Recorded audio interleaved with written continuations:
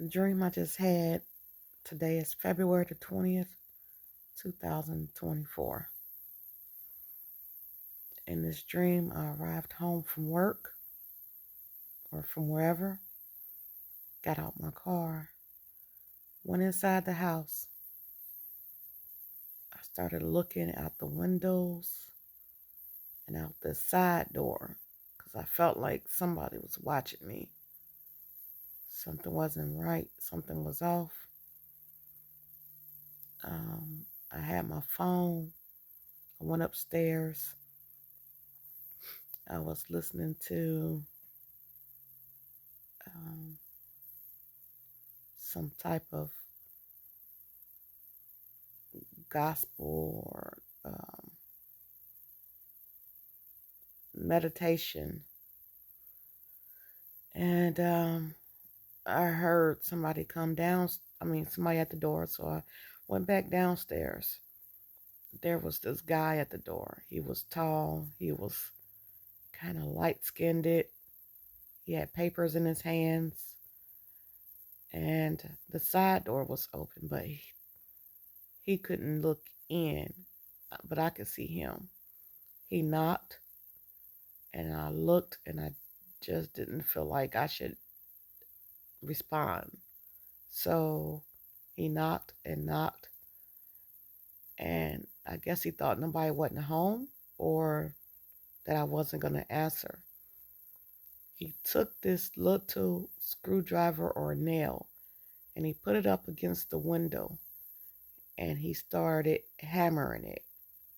And right there, my heart dropped because I knew he was trying to break in. So I panicked a little. I panicked. Trying to think of what I should do. And then I said, hello?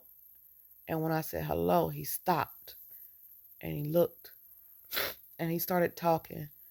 And I couldn't really hear what he was saying other than he was trying to sell something or something of the sort. And I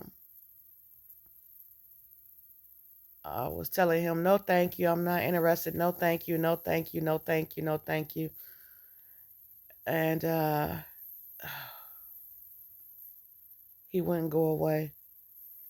At that time, a lady came up. She was white, short lady, very thin. Both of them was thin. She said, she started talking. And she was trying to say that they needed to come in because they wanted to talk about God and a purpose or something like that. Talk about God. And I was like, no, thank you. And at this time, I'm thinking, oh my God, my phone is upstairs. I have a gun. And I was thinking, oh my God, I left the gun in my car. So she kept on uh, trying to set us, and I told her, I said I wasn't interested. No, thank you. At this time, I was able to close the door without them knowing because they couldn't see in. So the guy again put the object or nail or screwdriver up against the window and was about to hammer. And somehow I was lifted up and I was able to see outside without opening doors. Like I was lifted up over the doors and the windows. And I was looking down on them. And I was like, I said, I'm not interested. I don't believe in that. Go away. I don't want to hear it. The guy was writing something on a piece of paper. And she was trying to talk to me. She kept on talking, trying to get me to believe or get me to open the door. And I kept telling her, I don't believe. I don't want to hear it. I don't want to talk to y'all. Go away. And as he was writing on the paper, and when he was done, he picked it up and he showed her. She looked over and looked at it, and I was like, I don't want it. I don't want it. Go away. Go away. And for the third time, he again started tapping on the glass.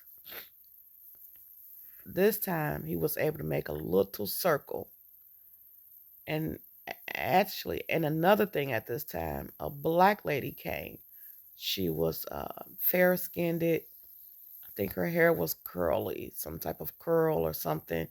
She was thicker and she had on a dress. And she came up. So now I have three people at the door. He made a little small hole in the window that is smaller than my nail bed. And I was able to pull a little black screwdriver through. And at this time, I knew they were going to get in. I knew they was trying to get in. So I'm thinking, okay, my phone is upstairs. I need to try to get to my phone. So I pull it through, and they're still trying to come in. So at this time, I leave the window. I run up. I was running upstairs. When I was running upstairs, they were already in. The black lady was coming up the steps. I was able to go into a room, and I chose this particular room um, because I knew it was a way out somehow through the window or up another flight of steps that was in the closet. The flight of steps led to the other side of the house, which was somebody else's house, but there was no barrier in the attic. So I would have been able to walk up the steps, go through the attic, and come down the other side and go through somebody else's house, through their closet. Now, this particular part is actually a real house from my childhood. It was my auntie's house, and it was my cousin's room. But when I was downstairs, it was not their house. But this particular part, when I went upstairs, was a memory from my childhood. So anyway, I ran into the room. She was trying to get in, and I was able to close the door and lock it. I struggled for a little bit, then I locked it, and y'all hear my dog barking. I don't know what that means.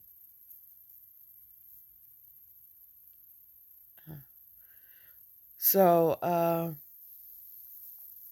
I scrambled on the bed for the phone. I couldn't find the phone. So I grabbed my keys. They were all silver keys, by the way. Everything on the keychain was silver. I grabbed the keys, and he's still barking.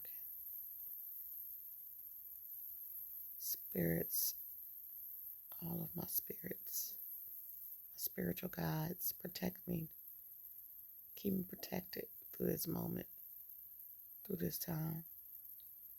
Thank you, thank you, thank you, and thank you. Sorry, I had to pause and say a prayer over it because something ain't right. But anyway, I grabbed my keys. They were all silver, and I was gonna go out the window, but then I remembered the closet. So I said it's probably better to go through the closet. So I went through the closet. They were rambling upstairs. I could hear them all in the house trying to get into the room. I had pushed the bed up against the door, or thought I did. I was extremely nervous and scared. I ran up the steps. Luckily, there was things on the floor because I thought about, attics creeping, steps creeping and stuff. But there was like clothes scattered throughout the floor or something. So I was able to get up the steps, get on the other side. When I was coming down the other side, there were two glasses that were stacked into each other. They were getting ready to fall and make a noise, and I was able to catch them. I caught them, and I set them down. I went through the other side, went through, got out. I was on the other side, got out the house. So now I'm outside. They're all inside. And I'm on the side of the house. I go look on the porch. There was this white casket, but it was shaped almost like in an octagon or something, like an alien casket. I don't know. It was a pearl white casket that they had sitting on the porch, but they were all inside, so they couldn't. I was able. I was trying to get to my car. I'm looking for the key to my car, and it's not on there. So it was like for a moment I felt like I knew these people or I had came in contact with these people before, because that day, because my key piece was missing, but I was able to drive home. So and I'm thinking this in my head. So I'm like, what am I, I don't know what that meant. But this is what I'm thinking in my dream. Like, so I was thinking of a way to the car. Now I I ended up getting to the car. I got in. They had put pillows in the window, like throw pillows in the window and open the door, like they were trying to cover the, I don't know what they were trying to do. Like it was a blockage, I guess. And I I threw a couple pillows out the window. By this time they saw that I was in the car. So they started heading to the car. I was able to get the car started, and I found my gun. It was loaded, but it wasn't one in a chamber. So I took off the safety, and I was trying to remember everything I was supposed to do to get the gun to work. Um, and I pulled it back to put one in the chamber. I took off. They saw me. They got into a vehicle. I think it was a red car, 4 door, small car, like a they call them like a little Pinto or something they used to call back in the day, I believe. They got into the car. They're chasing me. I'm going through the traffic. At this time, I believe I'm in Dayton, Ohio. When I hit the main street, um, and I started going up. I started going up the street. Going, and it was a busy street. I turned onto a busy street in traffic, but didn't get hit. Um, One of the guy that was there, he had some type of um automatic rifle or something. He shot into the car, but it missed me. Um, Somehow he was able to come up closer to me, and crazy enough, he wasn't in a car. He was standing out, and he was uh, getting ready to shoot. And I seen, looked over, I seen he had a good aim. So I pointed my gun and I shot, but the bullet didn't come out. And I shot again, but the bullet didn't come out. Um, in my back seat, there were 3 children. I don't know who these children were, but I told them we were going to be okay. I took off. I was driving. The steering wheel was on the right hand side. I had a nail filer, silver nail filer in my hand, my left hand, and something else. I think it was the keys. I put it down to the side, and I said, hold on to this in case we get into an accident or they catch up with us. When I looked over, I was talking to my mother, who has been deceased for since December of 2005, but she was there.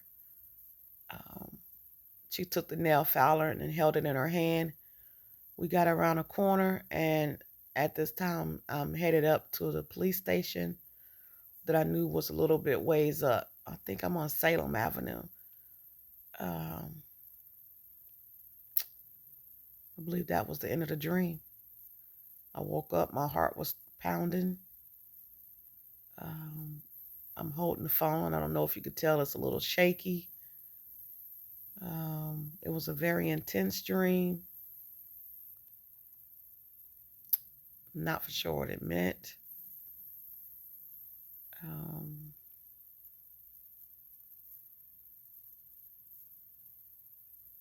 yeah.